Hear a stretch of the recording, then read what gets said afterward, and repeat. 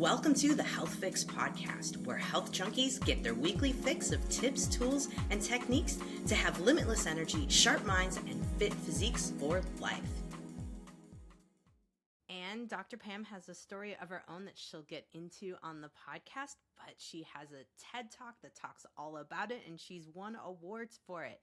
So this podcast is for anyone who's getting older and noticing that their eyes are getting a little dry. And Dr. Pam's going to talk all about some solutions. And like I said, there's a little test in here to see how bad it is. So stay tuned for that. Let's jump in and introduce you to Dr. Pam Theriot. Dr. Pam Theriot, welcome to the Health Fix podcast. Thanks, Jannine. It was so good to be here. I'm excited to talk about dry eyes because it is something that I've noticed in myself as I've gotten older. And I've noticed that a lot of my patients in that 35 to 55 age range, they're like, my eyes just don't feel the same. Or we hear a lot about the sandpaper eyes and all that kind of stuff. So I'm guessing this is something you see every day in the optometry world. Absolutely. Every single day. It's becoming more and more prevalent, and that has a lot to do with the amount of time we spend on our screens. Isn't that something? Yeah, I heard my grandma talking about dry eye, but she was in her 80s by the time I was hearing things, and I'm pretty sure she never looked at a computer in her time frame. In her age, by the time she had passed, I think computers were just starting to be a thing. Probably had one of those like big dinosaur gateway computers in my house back in those days. But we're on them, right? Our phones are our computers. We have iPads. We have, what we're doing right now and sitting in front of the computer. Have you found that certain filters and things help, or do you feel like it's really just getting the time off of them? Right. Going to back up just a little bit. It used to be 10 years ago, our dry eye patients were typical middle-aged women in that perimenopause area of time, hitting 40, and their tear production was just slowing down because of hormonal changes. So we didn't have very many male dry eye patients, and we didn't have them under the age of 40. And fast forward past COVID, and now we can see the prevalence of our dry eye patients in our 15 to 30-year-old range is equivalent male to female. And that's exactly because everybody across the board is spending all that time on their digital devices. And those 30-year-olds are really the generation that was born with a cell phone in their hand. They got their cell phone when they're in their strollers at the age of 2, they're hanging on to mom's cell phone, and they get their iPad. Those current 30-year-olds that were having more of that digital device all the time. Whereas the older of us, we didn't get them until we were already adults. So that's big changes happening. We're seeing more dry eye in men, and the filters really, really aren't cutting it.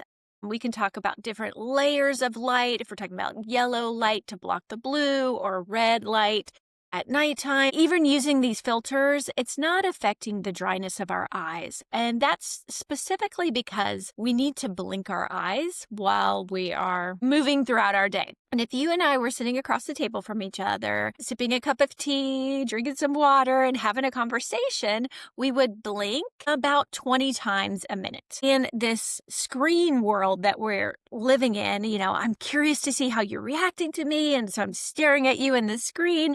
And we blink about a third as much, so about 7 times a minute on a screen. That also happens if you were reading a book, you'd blink a little bit less, but if you were reading a paper book, you'd blink more than you would if you're reading on a Kindle or on a screen. So the screen specifically really reduces the amount of time we're blinking. I had no idea about that. I had no idea, the blinking thing. I mean, it makes sense. It makes perfect sense. And I know days that I've been on the computer longer, my eyes feel worse by the end of the day. But, a lot of us, and myself included, I was like, is it eye strain?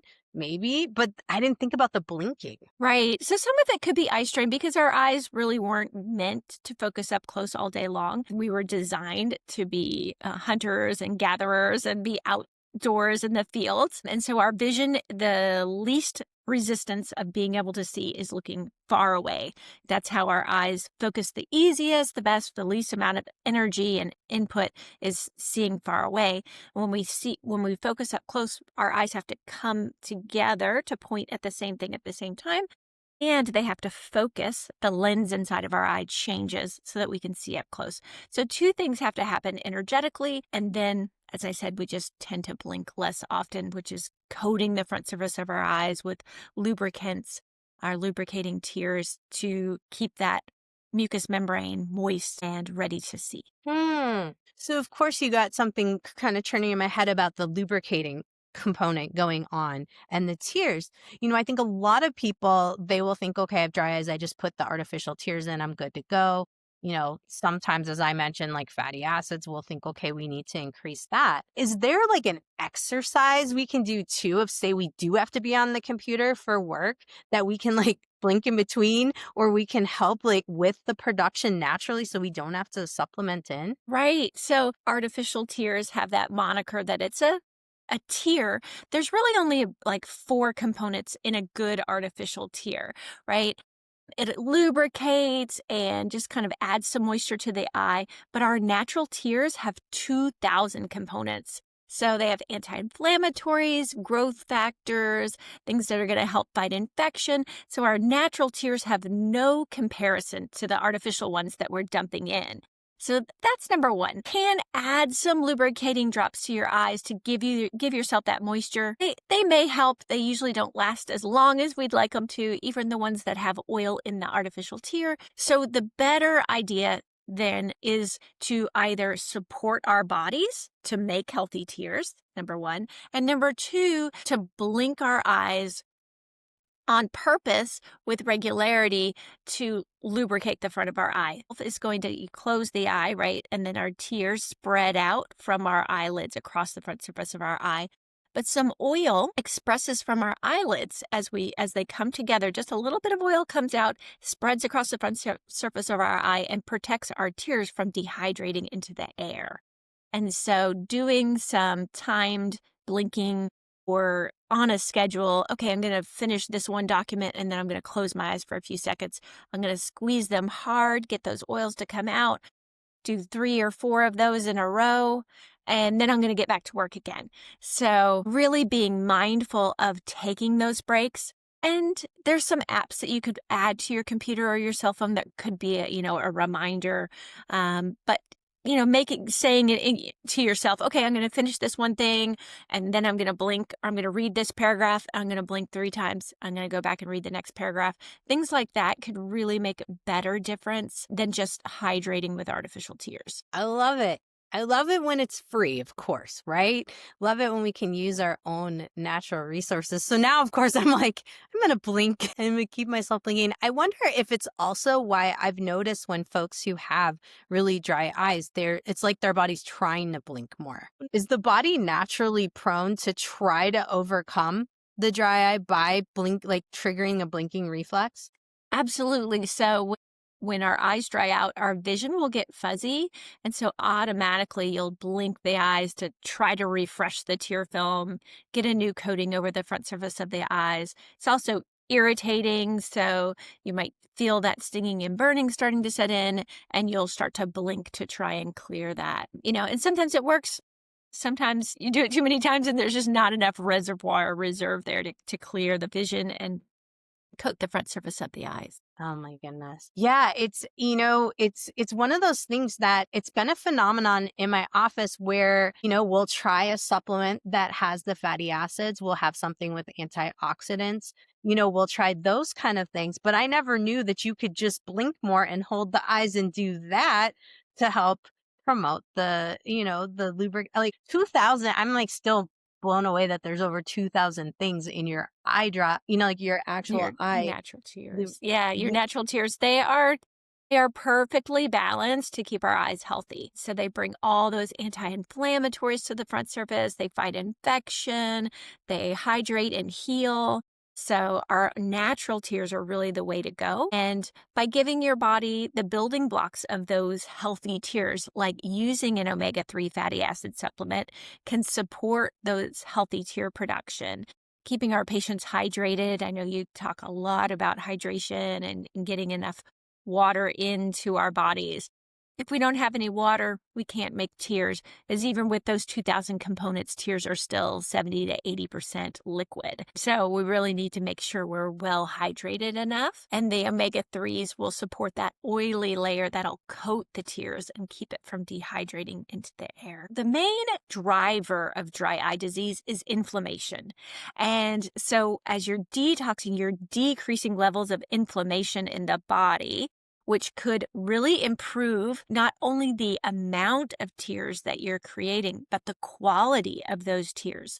Our tears have both pro and anti-inflammatory cytokines in them. And I heard you talk about cytokines in your detox episode. So having more of those anti-inflammatory cytokines in our tear film will bring down the levels of inflammation on the front surface of our eyes and could significantly make the tear film healthier to us, more supportive to our eye health and our vision. But in general, I was also thinking about the idea of detox in the things that we're putting in, on, and around our eyes themselves.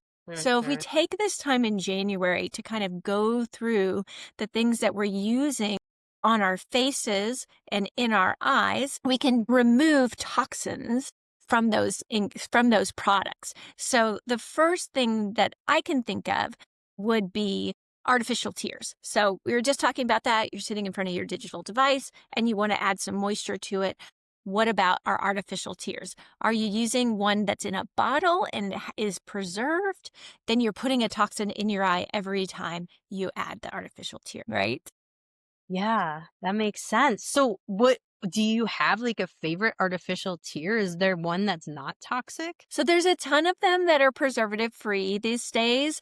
And when you go to the artificial tear aisle at the pharmacy or the grocery store, just make sure you're looking for the words preservative free.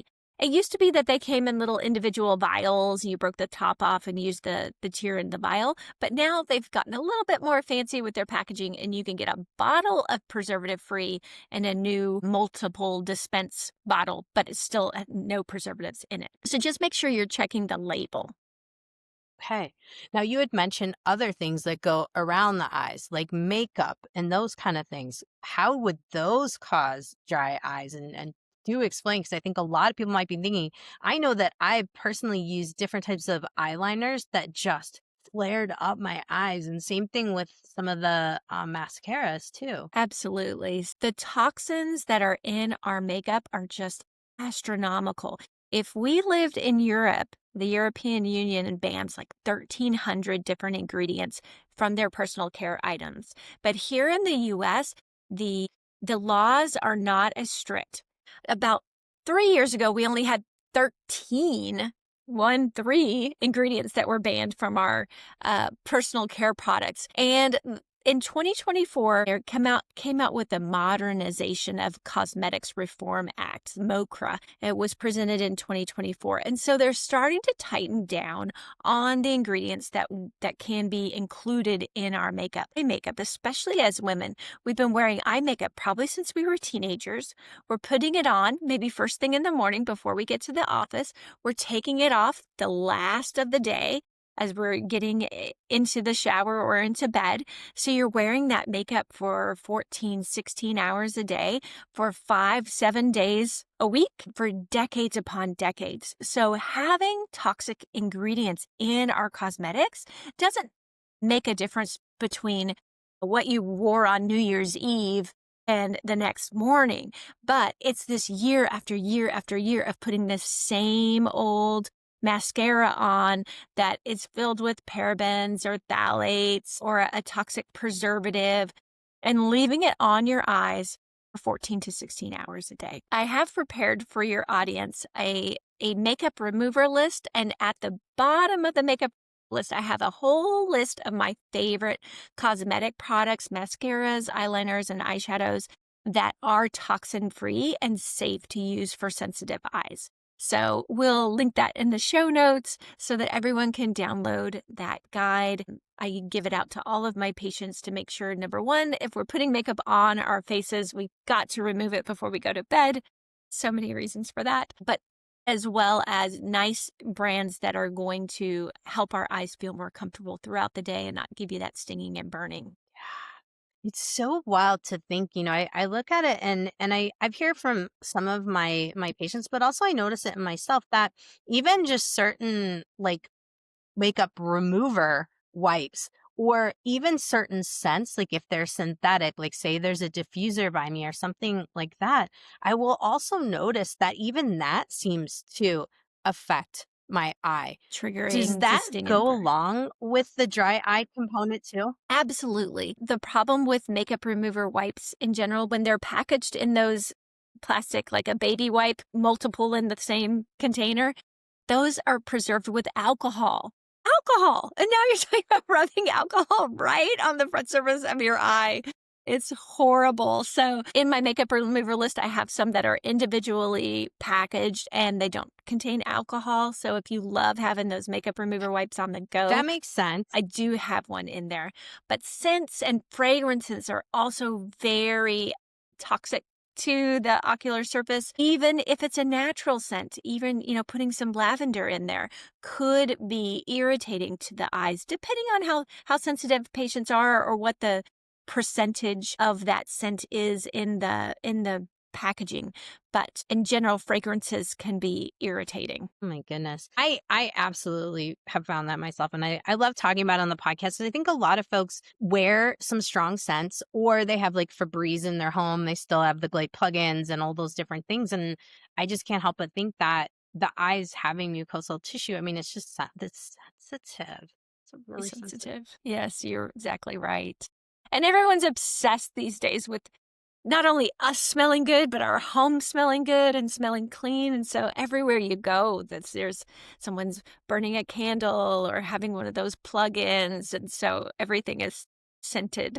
My goodness. Now, beyond dry eyes, looking at like, okay, we have just dry eyes from screens. What other conditions are there, like, say, autoimmune kind of conditions, thyroid conditions, things of that nature that you can kind of help folks, like, say they're blinking more, they're trying to work on things, they're taking a fatty acid antioxidant formula, and things aren't changing. What should they be looking into? What should they be telling their eye doctors, their optometrists, or, what should they be saying to try to get a little bit more investigation? Absolutely, Janine, you hit the nail on the head. So, patients who have an autoimmune disease, thyroid disease, diabetes, they are all going to be pre sensitized to having dry eye disease. And so, definitely a risk factor. You add on to that being female, being over the age of 40, and you have a hot mess express towards dry eye.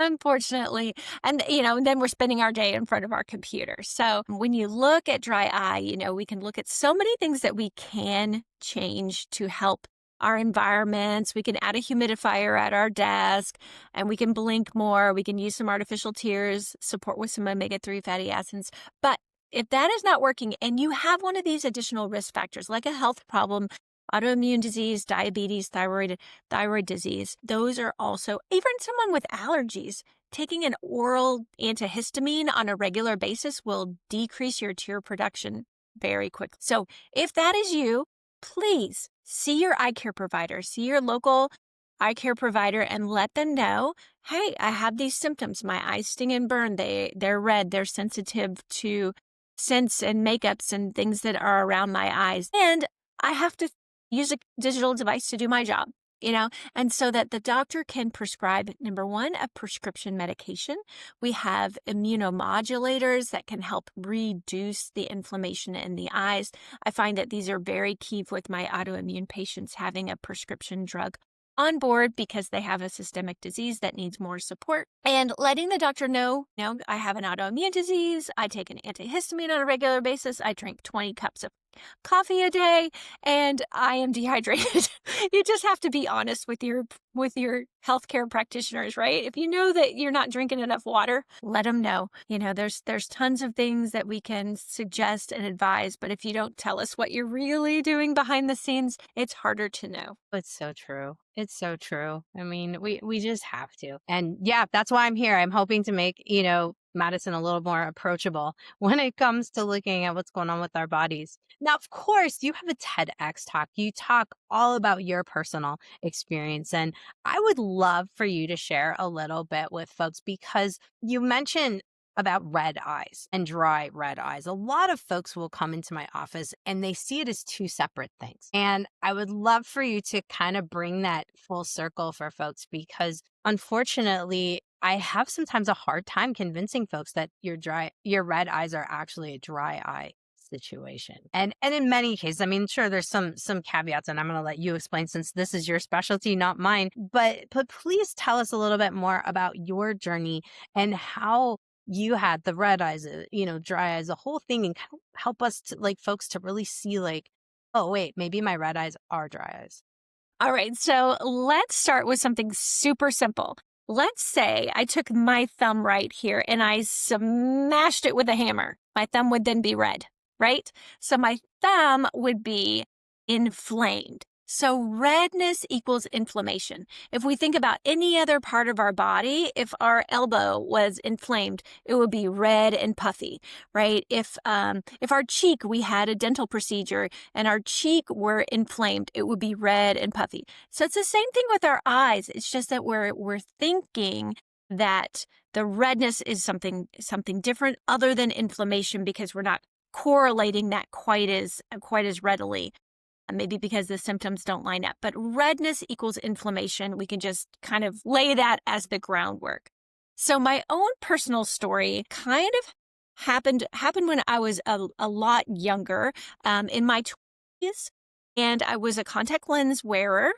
I wore makeup every day to work because I was newly minted optometrist, and I was in my first job, and I moved to New Mexico because my husband, my now husband, he wasn't my husband then, but he was my boyfriend, and I followed him to New Mexico, and he was in the military. So we lived a lot of places throughout the U.S., but our first station was in Albuquerque, New Mexico, which if you have never been there, it is the high desert. So it's elevation of about a mile high, and it's very dry.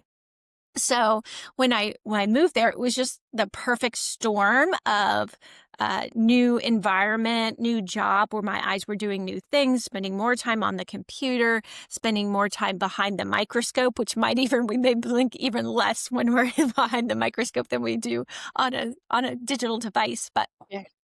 and then the environment of all of that. So I was in my late 20s and really struggled so much to wear my contact lenses first. So I wasn't able to wear my contact lenses throughout the day like I had been when I was a student.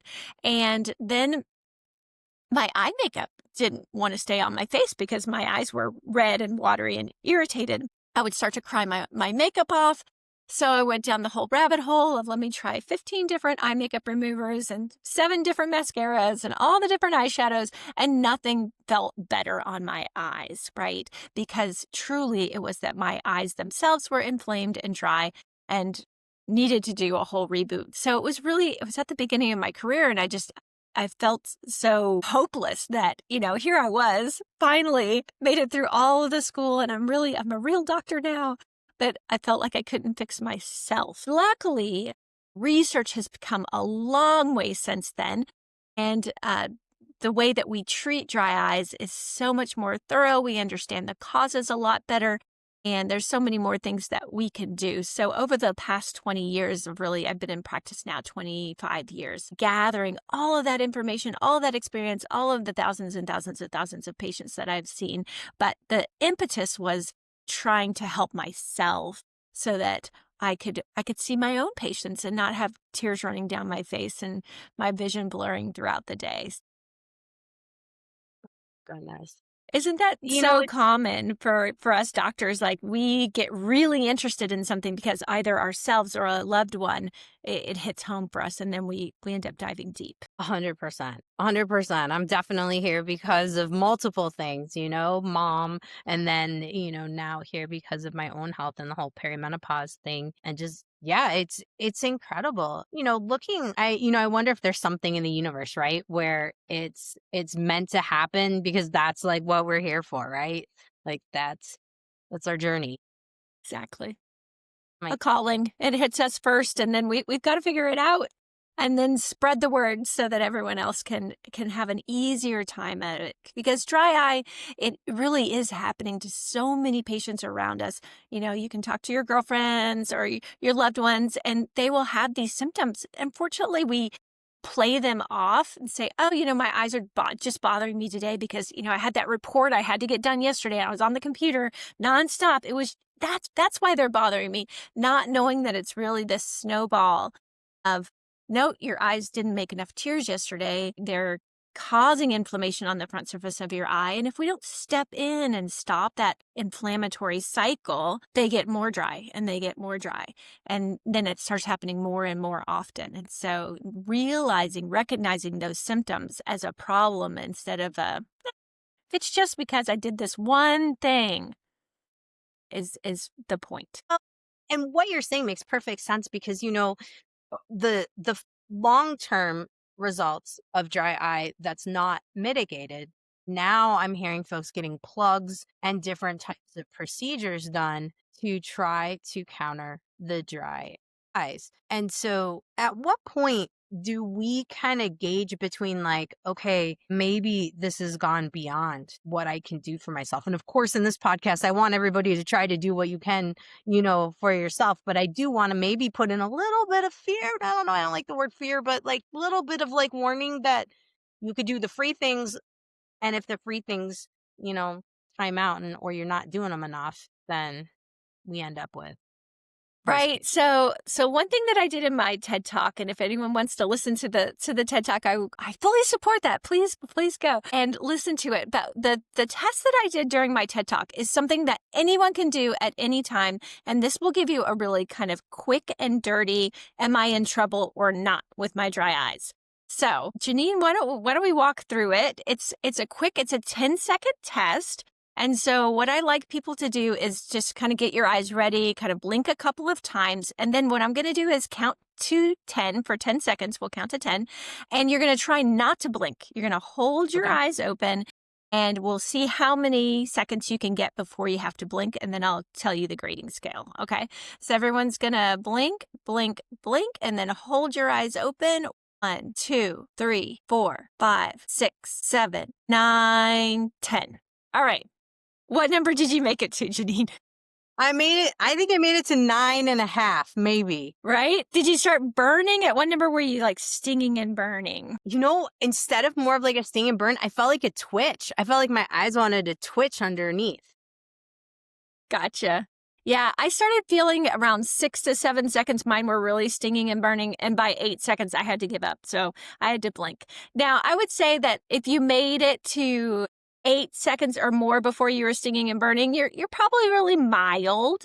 But 5 to 8, it's moderate. And below 5 seconds, really, there's something going on and you really need to make an appointment to see your eye care practitioner. If you're not able to hold your eyes open without blinking for 5 seconds, your tear film is breaking up. It's dehydrating very quickly.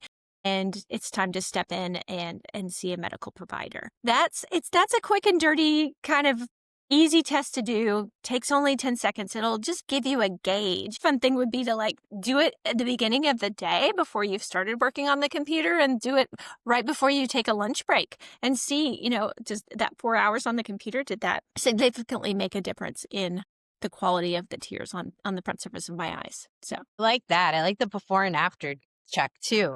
I like that a lot.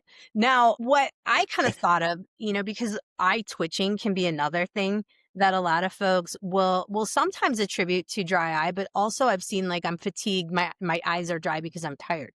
Kind of comments go hand in hand too.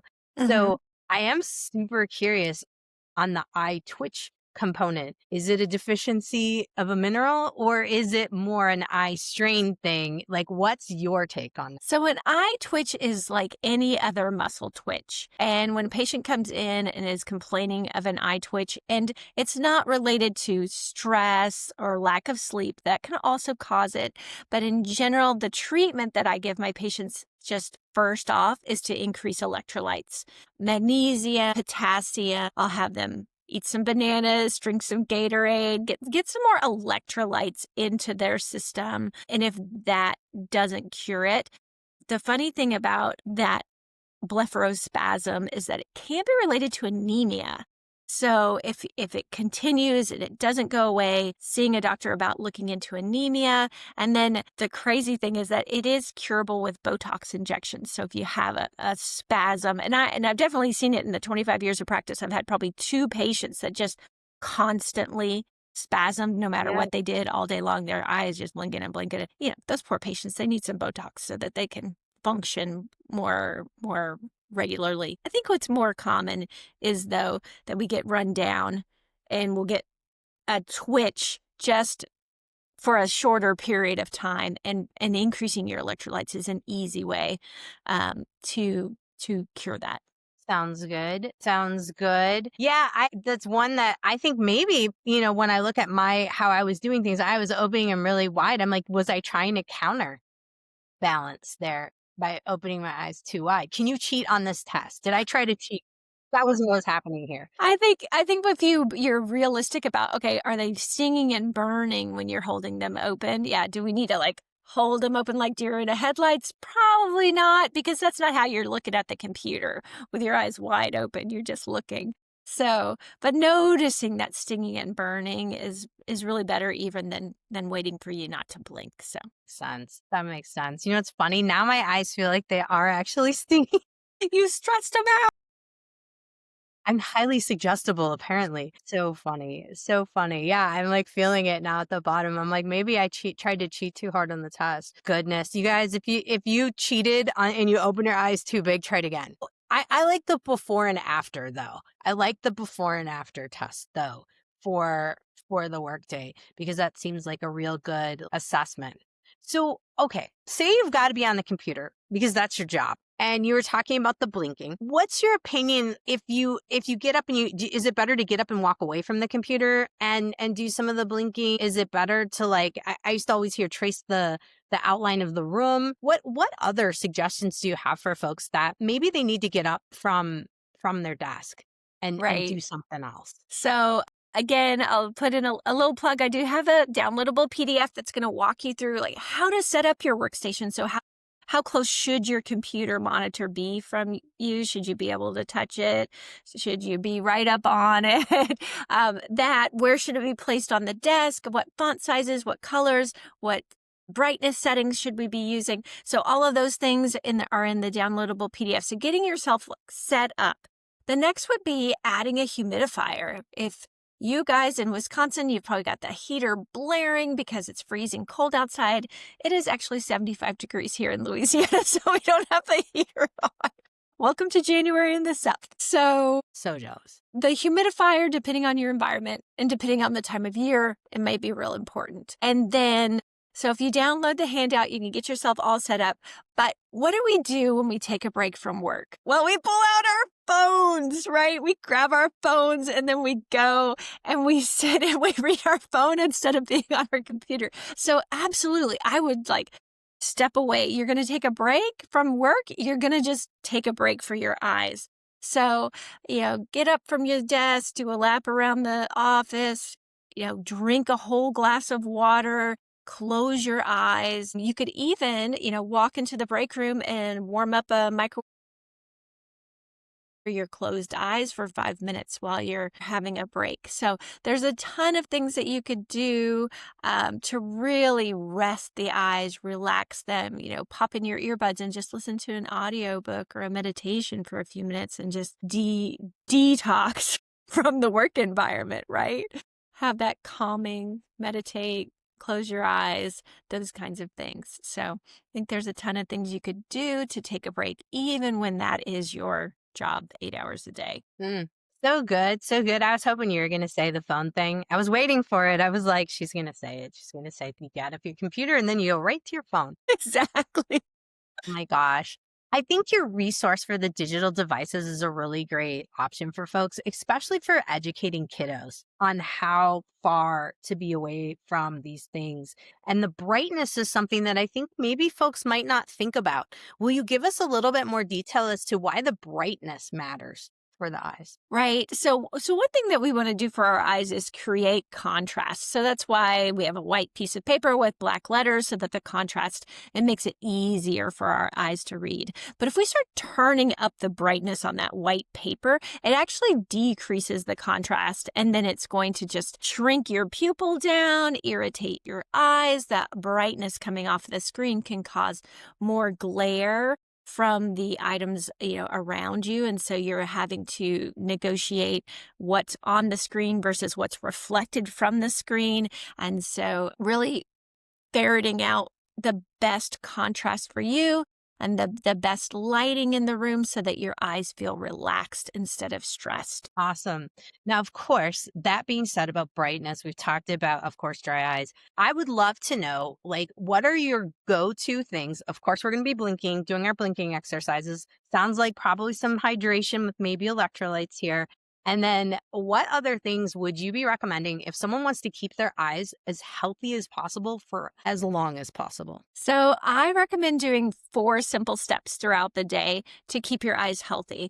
And the first would be hydrating with an artificial tear. The second is something that we haven't touched on yet, a lid and lash cleanser. So we have special cleansers that we use for our hair, our faces, our teeth. You should have a special cleanser for your eyelids.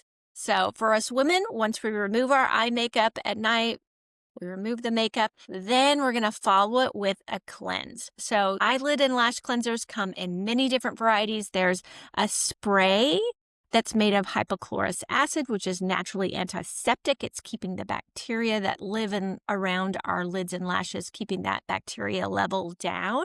So that's the most simple. The next would be a lid and lash wipe, just like the makeup remover wipes. There's cleansing wipes.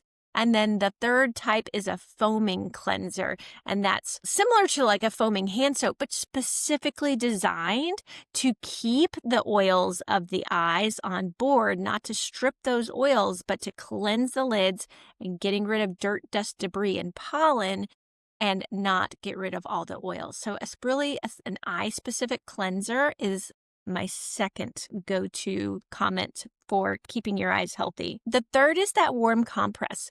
So when we use a warm compress over our eyes, it helps to melt the oils that are inside the oil glands of our lids. And earlier when we were talking about blinking, I said that when we blink, a little bit of oil is expressed and it spreads across the front surface of our eye.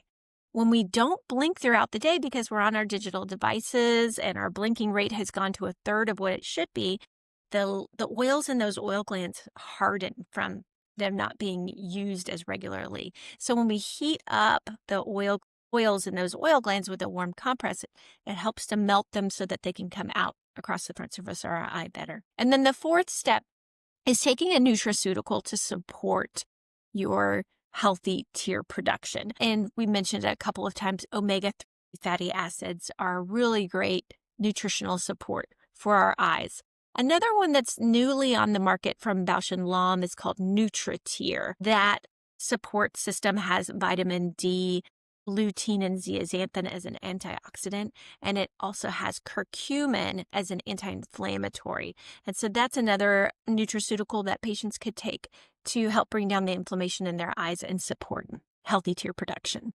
I've noticed just in general that when I've had more eye crusties, when I wake up in the morning, it might be like after a night where I've had like pizza or something.